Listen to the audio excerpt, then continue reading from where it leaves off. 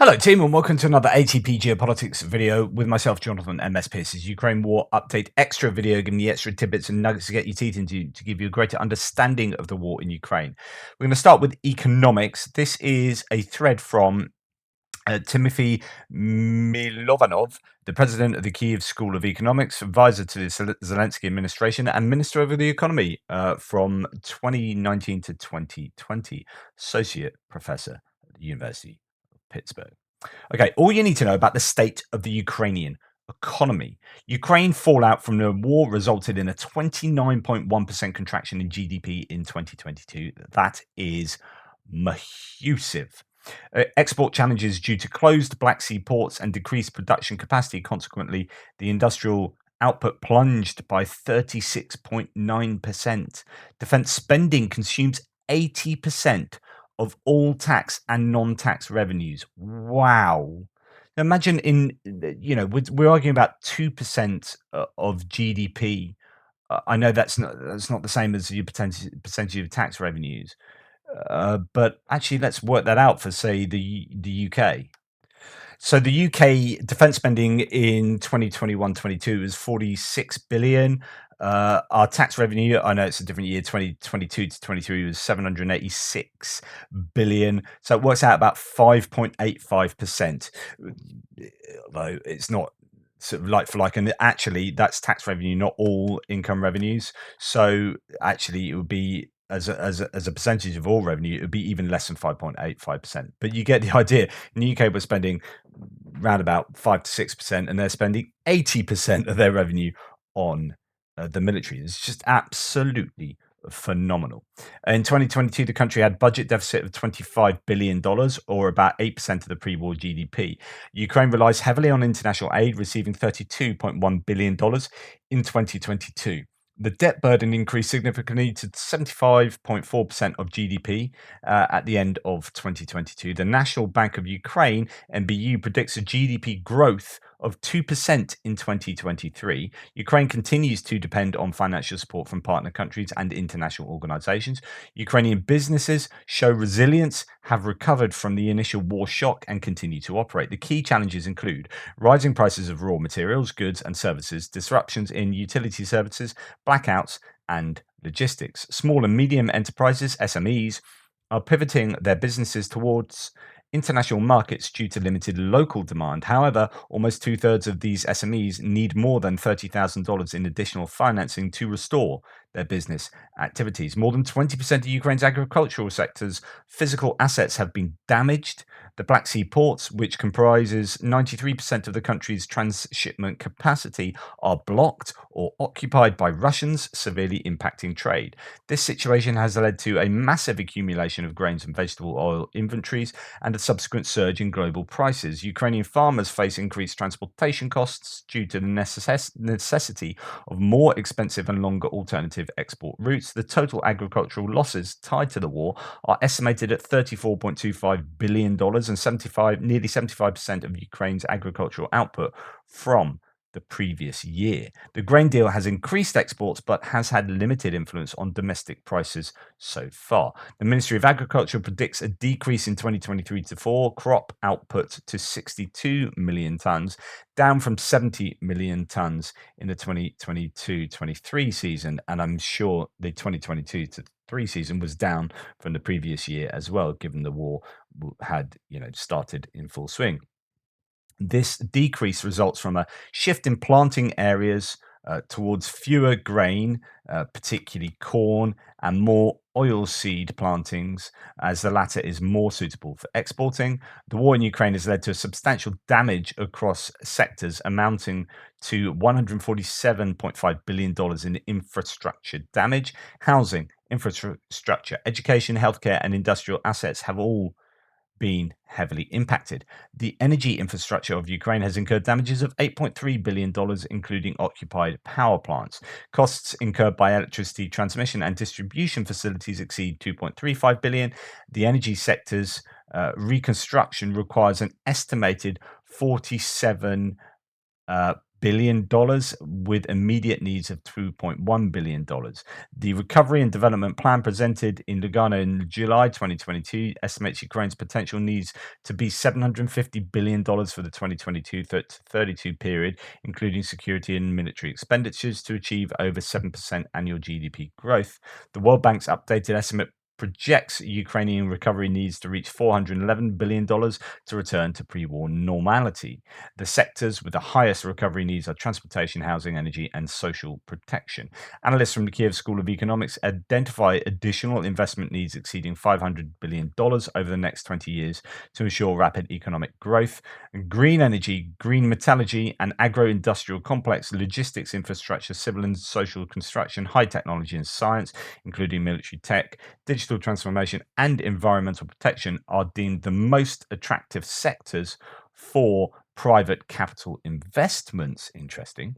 Several initiatives have been approved to aid Ukraine's recovery, including the International Financial Ramstein and the National Fund for the Liquidation of the Consequences of Armed Aggression. The proceeds from these funds will be used to cover a substantial part of the country's recovery needs. And, to add to that, it would be fantastic if the world was able to get out of Russia serious reparations. Yep, get the oil and coal flowing. I mean, aside from environmental issues, you get the Russian industry back on its feet. Yeah, but that you owe Ukraine, and some of the proceeds for that will be going towards Ukraine, or at least that's how it should work, in my opinion. While the government is working to attract private investment for recovery, the global community is also pursuing the seizure of Russian assets as a source of funding for Ukraine's restoration. Absolutely. Procurement. The implementation of electronic procurement saw an average purchase volume of about 18% of the country's GDP. Savings from the use of the Prozoro electronic system reached $6.4 billion, equating to 7.5% of the expected procurement cost. Since the start of the war, the government has temporarily cancelled auctions and permitted a range of exceptions to be conducted without using the system. This policy reduced the volume of purchases made through Prozoro by 54% in quantity and 40% in value. However, the government is actively seeking solutions to decrease the number of purchases made outside of the electronic system and to improve the transparency and efficiency of the procurement process. And actually, I'm going to move something forward to what I was going to talk about later, which is transparency. That's all interesting. A load of big numbers there. And obviously, Ukraine's economy is screwed, right? I mean, in a massive way.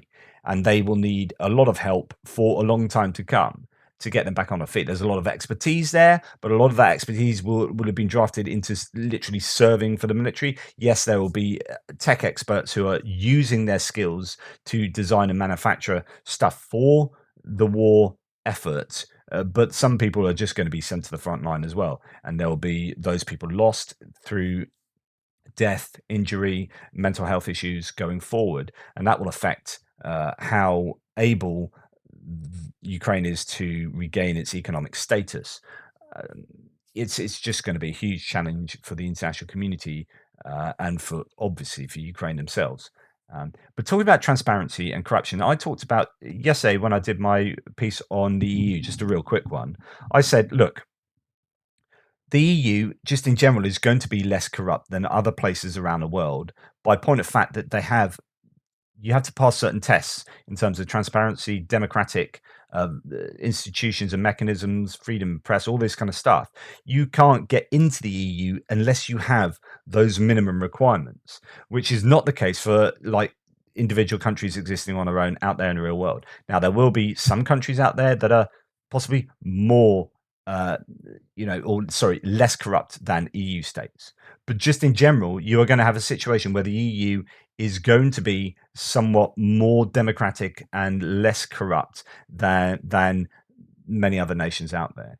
And some people challenged me on that, and then someone else actually sent me the Economist Democracy Index, which is a really interesting metric to compare countries across the world for their democratic values. So it is a good time to just mention this. It's derived from sort of 5 categories: electoral processes and pluralism, civil liberties, functioning of government, political participation, political culture, and you'll get as it says here, there are a few questions considered so important that a low score on them yields a penalty on the score sum for their respective categories, namely whether national elections are free and fair, the security of voters, the influence of foreign powers on government, and the capability of civil servants to implement policies. Anyway, when you look at the world in terms of where the best places in the world for democracy, Europe overwhelmingly is there. Like there are very few places that are not green, and just as far as having 30 odd countries in that color scheme, that is really impressive. Okay, in other words, there is a correlation between functioning democracy and, indeed, I would argue, lack of corruption, and the EU. I'm not trying to be all pro EU. I'm just saying, look, if you've got to pass a test to get in there, or uh, along the lines of decent democratic institutions and mechanisms, transparency and so on, then you're going to result in a better democratic landscape. However, one of the issues is once you're in there and you do democratic backsliding, how do you deal with that? And what you've had is Hungary doing that, and then the EU trying to effectively blackmail, but in a good way, Hungary to improving their democratic standing by not releasing funding until they've sorted themselves out. So these wrangles will take place. But you look around the rest of the world, you've got Canada, Australia, Japan, and New Zealand, fairly decent. America, a little bit further down, but still in the green. We'll come to look at America in a second. So if we come down and look at the scores, these are pretty interesting. Actually, looking at America, which is in 30th place for democracy. So I think it's seen as a flawed democracy. But it's gone down from 8.22 in 2006 down to 7.85. Yeah, a bit of democratic backsliding has been taking place there. But if we go and look at the rank at the moment of countries, okay, New Zealand's number 2, which is fantastic, but Norway, Iceland, Sweden, Finland, Denmark, Switzerland, Ireland, Netherlands. So 8 out of the top 9 are in Europe, and then you've got Taiwan, Uruguay, Canada, and then Luxembourg, Germany, Australia, Japan, Costa Rica, UK in 18th place, Chile, Austria, Mauritius, France, Spain, so on and so forth. There won't be huge scores to separate some of these places. And then you get down to the US in 30th place, seen as a flawed democracy.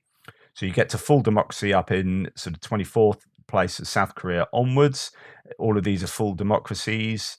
And then you unfortunately get down to flawed democracy definition, and that's what the US is seen as. Just because I know I've got a lot of US viewers here, I just thought you might be interested in knowing where you place on that scale. And somewhere like Russia, I mean, goodness, let's have a look at Russia.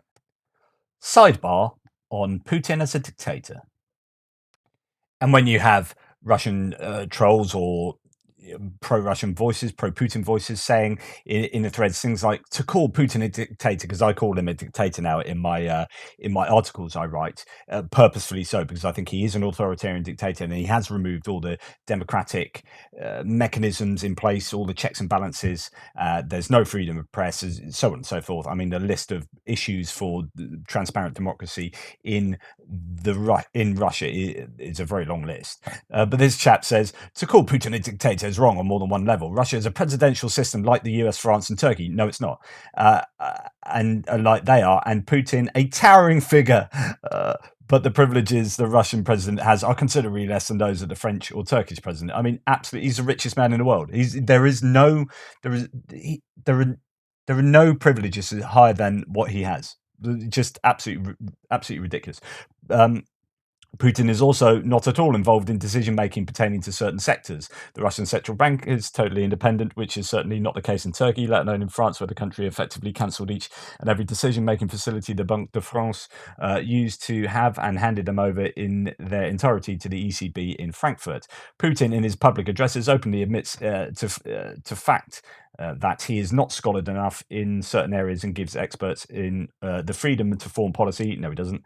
At times, these policies are openly debates in public, and Putin expresses his dissatisfaction with them, but they still persist. So no, bottom line is Putin is not a dictator. Yes, he is, by any stretch of the imagination. Absolute rubbish, unless you are not aware of what the term dictator usually actually means. This is just complete and utter nonsense. When you have people falling out windows who are the opposition, or being assassinated or being imprisoned, and not able to, Navalny imprisoned and that being extended ad infinitum, it seems, you really do have a dictator on your hands. This University of Michigan piece pretty much talks to this, putting Putin in his place, a dictator at war. And there's a section here. So President Joe Biden branded Vladimir Putin a dictator during this year's State of the Union address. Is Putin a dictator? Answer: Putin is definitely a dictator, but it would be helpful to think more specifically about different kinds of dictators, how to approach a crisis and the moment we're in.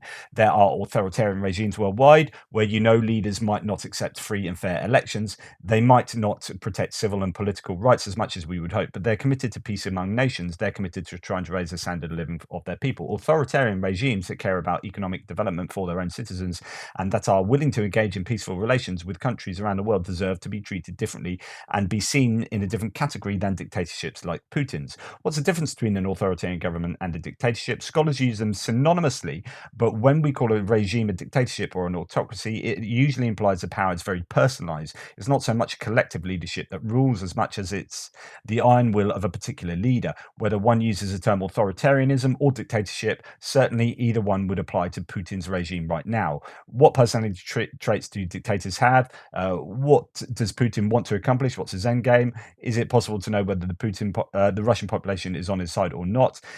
Is Ukraine then a buffer for Putin? All these questions pertaining to his dictatorial nature are answered in that piece. Interesting one there. And then let's go back to the Economist Democracy Index. So if we do Russia, there we go, 146th place, and that's seen as authoritarian. A score of 2.28. So well done, Russia. Really democratic, you guys.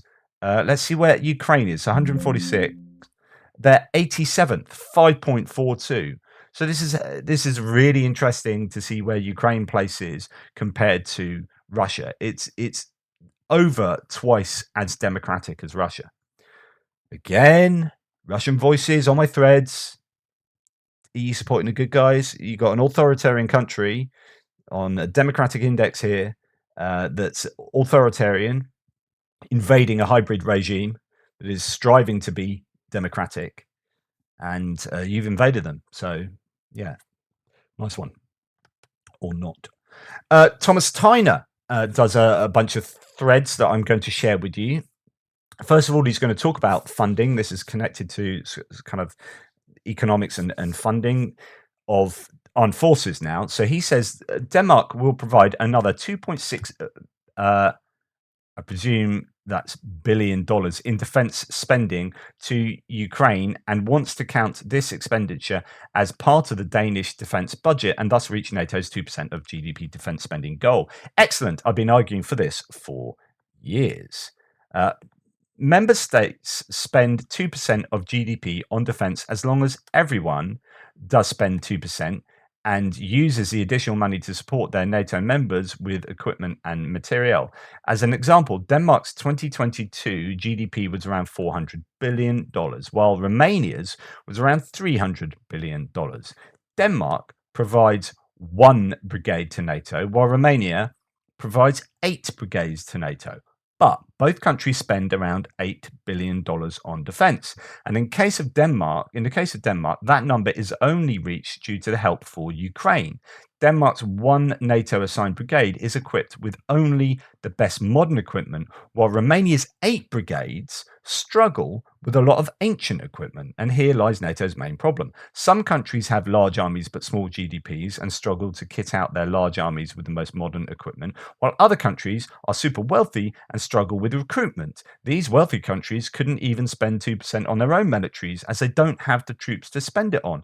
Therefore, I've been arguing for years that every NATO member must spend 2% on defense. No excuses, no exceptions. And if a country doesn't have a military that can actually use the 2%, then the available funds have to be spent on equipment and material for allies, i.e., as Canada, Belgium, Netherlands, Germany don't have militaries that can use up the full 2%, these countries will have to spend all the surplus money on buying equipment for, e.g., Romania, Poland, Lithuania, Greece, etc. So this is something of a kind of collectivized approach to NATO.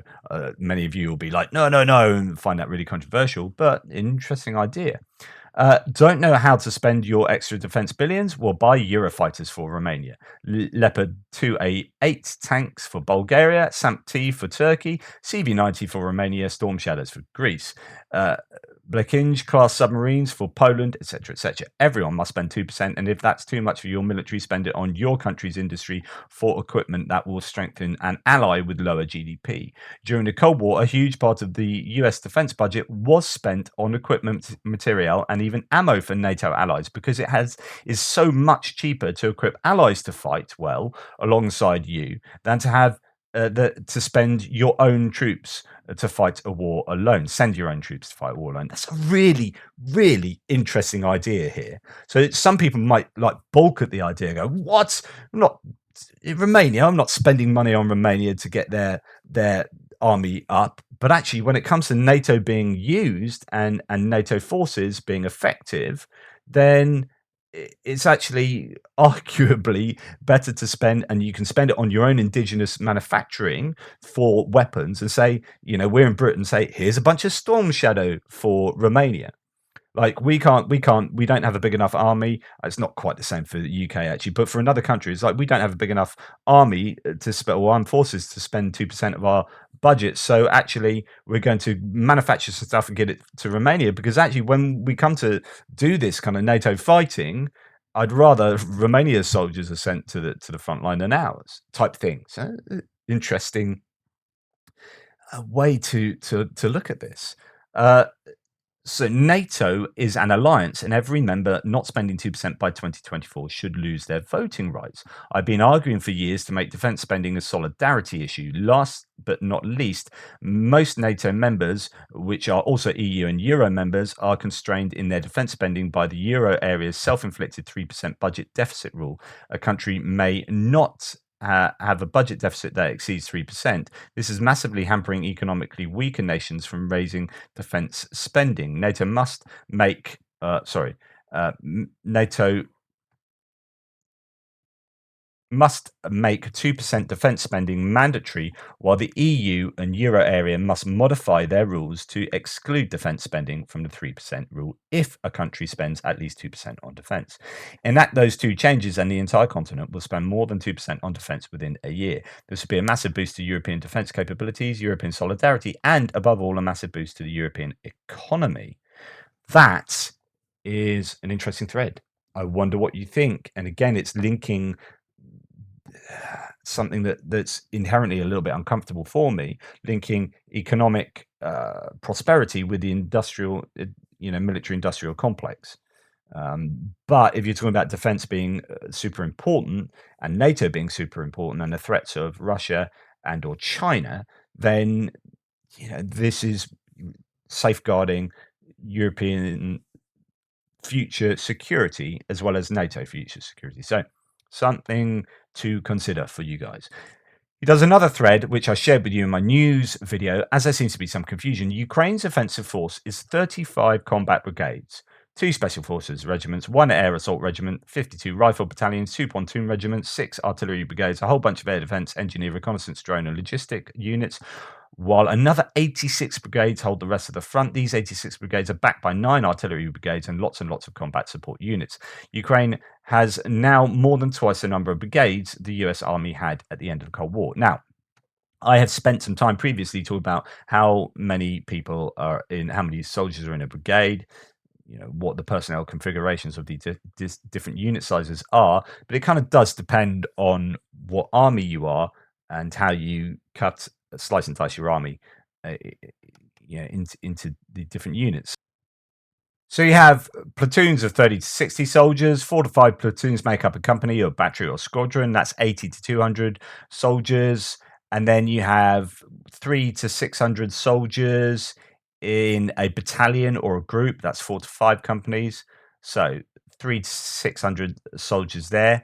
And then you go on to talk about 3 to 5,000 troops in a regiment, which isn't too dissimilar to, where do we have it? 3,500 to 5,000 troops in brigades, commanded by a colonel or a brigadier general.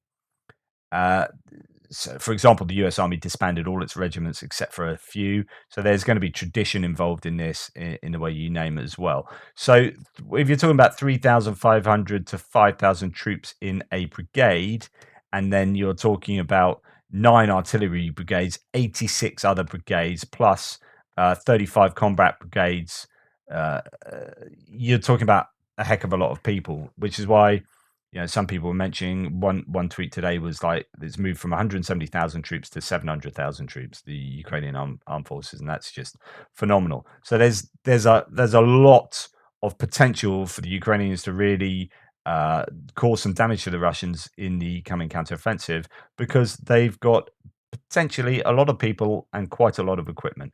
Of course, they could always do with more equipment, and they consistently need more equipment, especially after the attritional nature of a counteroffensive. So it's not just about having equipment here and now and that's it. Just give them a load now and then thank you very much. You go and do your stuff. It's like, okay, you're going to be attrited quite heavily. We are going to need to keep providing you with stuff, or enable that stuff to get fixed really quickly and efficiently. Okay, there's a really good, I'll link this in the description below, but there is a really good review of Ukrainian units. The website here, Military Land, has all the Ukrainian units, and then when you click on one of these, so for example, if I was to click on the ground forces of Ukraine, it sends me to another page that then splits out the ground forces of Ukraine into loads of different brigades and whatnot. So if I looked at maybe the 5th Assault Brigade, and then I can click on that, and it tells me about the 5th Assault Brigade and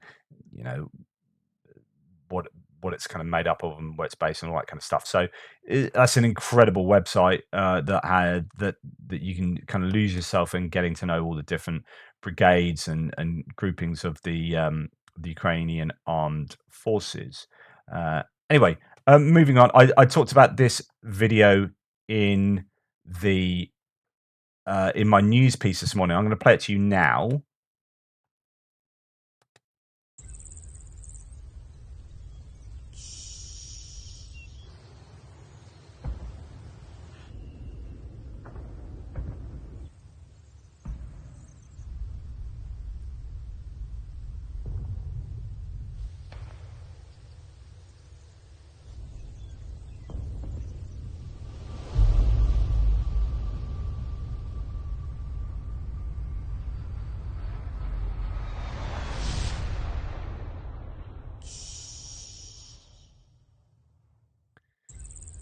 With a little teaser at the end with fighter jets.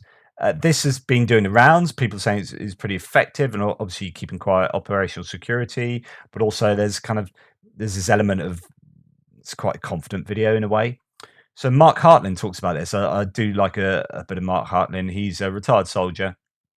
In fact, he's more than a retired soldier. He was involved in command. So any commander will make an assessment of their force and the enemy's force. There are indicators as to what will be outcomes when the two meet. One area I always watch: overt show of confidence in people, leaders, equipment, plan. Not cockiness or swagger, confidence. The Hush video posted by Ukraine is a reflection of this. No bragging, no bluster, no indicators of what is happening, just a nuanced, we're ready, and we're about to go. You never underestimate your enemy, but you must be confident in your potential. Compare that to what's happening on the Russian side today. So today, more messaging by Prigozhin about dysfunction in the Russian government and military. Russian mutineers killing commander before deserting. Anti-Putin militias continue attack in Shebekino and beyond. These indicators show a vast difference between solid Ukrainian confidence and increasing Russian chaos. This interview with CIA Director Burns on the anniversary of the invasion last February has been on my mind. Leaders with hubris and cockiness aren't leaders. And he's sort of indicating Putin there. And the article is Putin is too confident he can grind down Ukraine, the CIA director says. So the upcoming Ukraine operation will be challenging and tough. UAF, the Ukrainian forces, will be on a large offensive with new equipment going against Russian defensive positions and have been reinforced for 6 months. But without trained and well-led soldiers overwatching obstacles, Russian defenses are useless. Any attacking force is either force or terrain oriented. That is, they are either given a mission to 1, attack an enemy force to destroy or defeat it, or 2, to seize ground, capture areas, interfere with enemy movement, resupply, regain desired terrain for future operations. The upcoming Ukrainian offensive, in my humble opinion, will have elements of both. What will be interesting is to see how the UAF have task organized, that is, placed different equipment and types of units in which areas of the front. This is a hedge, but there is potential for several approaches, multiple efficient and effective combined arms heavy units conducting breaches and bypasses of Russian defenses in key areas, regaining a lot of ground, with special forces and territorials striking in the rear areas.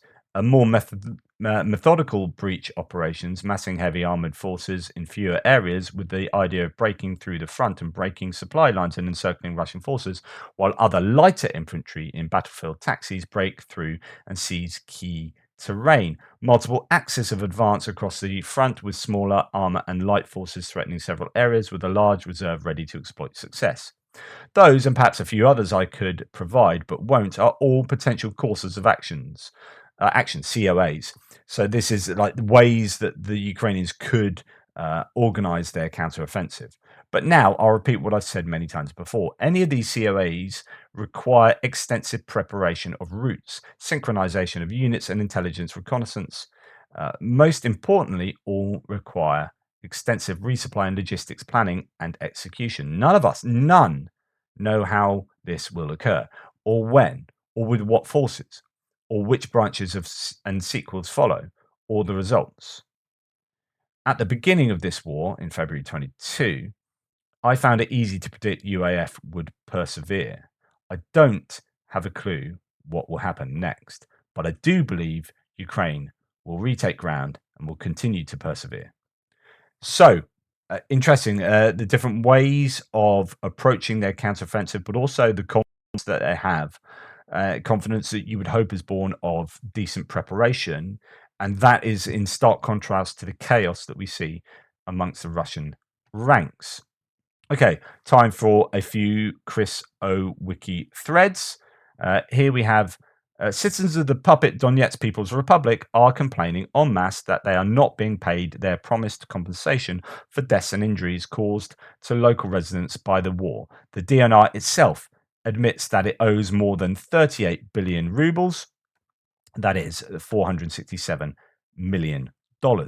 Relatives and soldiers of the DNR's armed forces, which have been decimated due to being used as so-called meat waves against Ukrainian positions, have been posting numerous videos complaining about the lack of compensation payments and appealing to Putin for help. In one video, wife says, quote, starting from September 2022, funding for lump sum compensation for wounded and killed DNR servicemen for 2022 was terminated. We submitted documents to the Commission of the Ministry of Labour and Social Policy of the DNR. There are a lot of us. We applied to all authorities, from the presidential administration to the prosecutor general's office of the Russian Federation. All of our appeals are forwarded to the government of the DNR, which redirects them to the Ministry of Labour. And the answers come from there that there is no funding. We write to the deputies and there are no results. End quote. According to the wife of one wounded soldier, his unit, quote, collected all the necessary documents promptly. The medical examiner issued a conclusion of a severe injury. In November, we submitted all the documents for payment, and for 7 months there have been no payments. All the allowances during treatment is 30,000 rubles, $371. The answer is the same. There is no funding, close quote. People seeking compensation have complained to the DNR State Prosecutor's Office, which admitted that an audit had, quote, established the fact of lack of funding for this type of payment, which requires an amount of more than 38 billion rubles.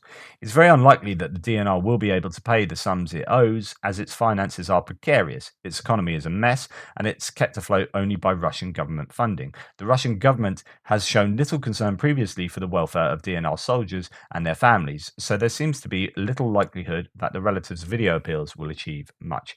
This is weird situation with the DNR and LNR. So the Donetsk People's Republic, the Luhansk People's Republic, as these annexed areas since 2014 that are like supposedly part of Russia, and yet they're like the poor relatives.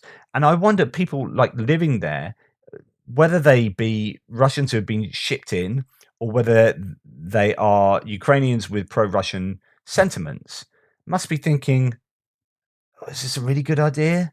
Like, we've got no money. The economy is a bit screwed here. There's no welfare, and Russia don't really care about us." Like, I'd just be thinking, life would probably be better under Ukrainian rule. I don't know. It just there must be a bit of a tension going on there for sure. Anyway, that's another example of how things are tough in terms of serving in the military. Either you die and there's no compensation going to your family, and your family don't even know where you are sometimes, and or you're injured and then there's no payment compensation for your injuries, so on and so forth. Um, Right, just before I end, I'll just come up with a bit of a random different one. I haven't got time for all of my other bits and pieces that I have to talk about. But this is an improvised Ukrainian Bangalore torpedo constructed from stacked PG-7 heat warheads. This is insane. And it looks like it's just got a little bit of a fuse at the end that you light, and then goodness me, it's not going to be sent anywhere. This is just a bunch of these will explode, I presume. So you light that fuse and run, and hope you don't trip up. So what is it? Well, for those wondering, the Bangalore torpedo is a pole charge used to clear fixed obstacles per FM 5 250 1 to 14. So the primary use of the torpedo is clearing paths through wire obstacles and heavy undergrowth. It will clear 3 to 4 meter wide path through wire obstacles. So the idea is that when as infantry you come up against these sorts of obstacles, you just whack that pole in the middle of them, light it, do a runner, and then you can walk more freely through the wire. Now these RPG-7s are pretty widespread. There's a lot of these, primarily because they don't really use them to fire against things like tanks. They've got enough ATGMs that do a much better job. So these have only got 300 to 400 meter range, and yeah, it's fire and forget, but it's not guided. So you got to fire at it at hopefully a weak point on the tank, because they're not as effective as these ATGMs, and you fire it. If the tank's moving, you're hopefully firing it in front of where the tank's going, so it hits there by the time it hits the tank, by the time it gets there, all that kind of stuff, and then you're doing a runner. Whereas ATGM, you pop your head up, fire it off from, instead of 300 to 400 meters or whatnot, you are maybe 3 to 4 kilometers away. You fire it, and then you duck back down, and this thing finds its way to the tank, and then if it's a top attack one, it goes down, explodes either above it or into it, and destroys the tank at its, due to it exploiting its weakest armor. But it does all the work kind of for you, and therefore there's an awful lot of these RPG-7 warheads left over, as they have like tens of thousands of these, as far as I can work out. And that's why you're seeing these attached to drones, first-person view drones particularly, that can take 2 to 3 kilograms of weight. So they can take these things and then use them to fly at equipment, and use them for things like this Bangalore torpedo. So the RPG-7 is becoming useful, even though it's kind of not been it's not quite obsolete, but they don't use them so much as the actual rocket propelled grenade. There's no doubt that the next few weeks is going to be super busy as things are hotting up on the front line. The counteroffensive is imminent in its, full form, I guess. I reckon I'm going to be getting to know the inside of this office fairly well going forward, which is probably a good thing, actually. As many of you know, I've got multiple sclerosis. I was watering the garden last night and I fell over. My legs just stopped working, and I fell over and I fell into a piece of plywood, and I have a 10-inch laceration up my abdomen, which is incredibly painful and looks horrible. And so I figure the moral of the story is it's safer to sit in here and do videos on the Ukraine war than be outside watering the garden, doing dangerous things like that. Of course, it's not nearly as dangerous as fighting on the front line, and we must always remember that. Anyway, that's today's ATP Geopolitics Ukraine War Update Extra video. I really appreciate all your support. Thank you so much to all of you out there. Thanks to those of you who support me on Buy Me a Coffee. Big thanks to Rory, Simon M, Amar, Vicky Stewart, Anthony Venios, Terry Schneider, Lawrence, Sean Lindsay, Hayes, Wayne G, Someone, and Stan as well, Stan Everett. Really appreciate all of your support there, and all the many others. On it's a very long list, so thank you. Really appreciate your huge kindness. Take care, and I'll speak to you soon.